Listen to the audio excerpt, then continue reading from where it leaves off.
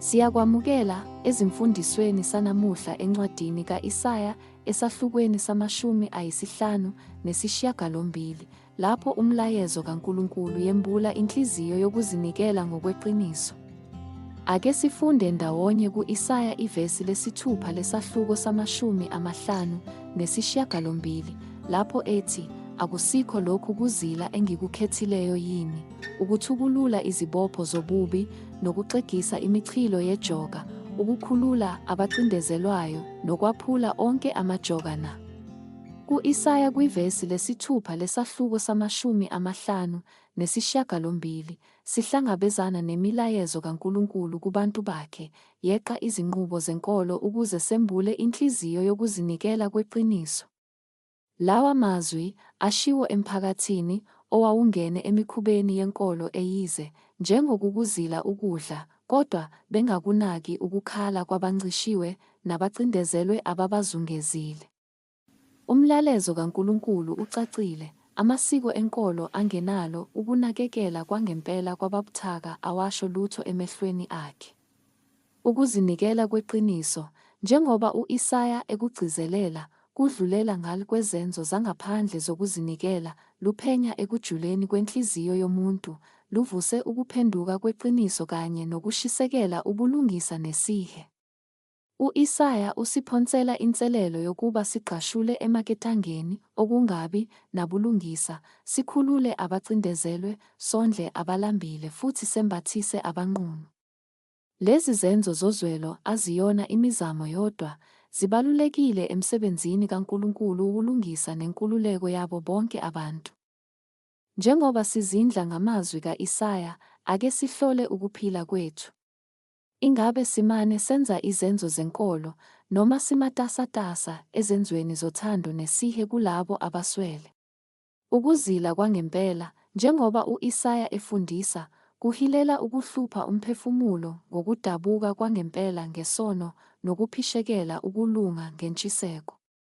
Ngaphezu kwalokho, u-Isaya wembula iqiniso elijulile, njengoba sizinikela ekukhonzeni abanye, sihlangana nobukhona bukaNkulunkulu phakathi kwethu. Isithembiso sakhe sokuphendula ngamazwi athi ngilapha sinanela kuyo yonke imibhalo, siqinisekisa ukuzinikela kwakhe okungantengantengi kubantu bakhe.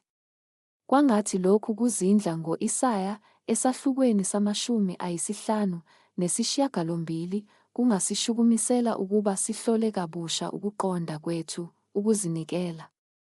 Masilwele ukuhlanganisa ukuzinikela kweqiniso, okuphawuleka ngozwelo lwangempela kanye nenkonzo yokuzidela. Njengoba sigqashula amaketango, okungabi, nabulungisa futhi singenisa umbuso kaNkulunkulu wothando nesihe, sengathi singathola amandla okuguqula ukuzinikela kweqiniso ezimpilweni zethu nasemiphakathini. Masikhuleke.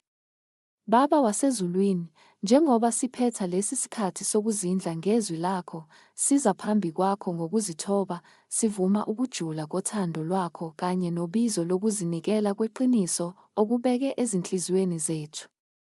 Sisize, Nkosi, ukuba sidlulele ngale kwemikhuba yezenkolo eyize futhi samukele ububele bangempela kanye nenkonzo yokuzidela kulabo abaswele. Sengathi izenzo zethu zingaba ukubonakaliswa kwenhliziyo yakho, zilethe ukukhanya nethemba ezweni eligcwele ubumnyama nokuphelelwa ithemba. Siyakubonga ngesithembiso sobukhona bakho, ngokuzibophezela kwakho okungantengantengi kubantu bakho, nethuba lokuhlanganyela nawe emsebenzini wakho wobulungisa nenkululeko. Siqondise, Nkosi, ezinsukwini ezizayo, ukuze sihambe ezindleleni zakho futhi sigcwalise ubizo lokuzinikela ngokweqiniso. Egameni likaJesu siyakhuleka, amen. Kwangathi uthando lukaNkulunkulu oludlula ukuqonda konke, lungalondoloza izinhliziyo zenu nezingqondo zenu kuKristu Jesu.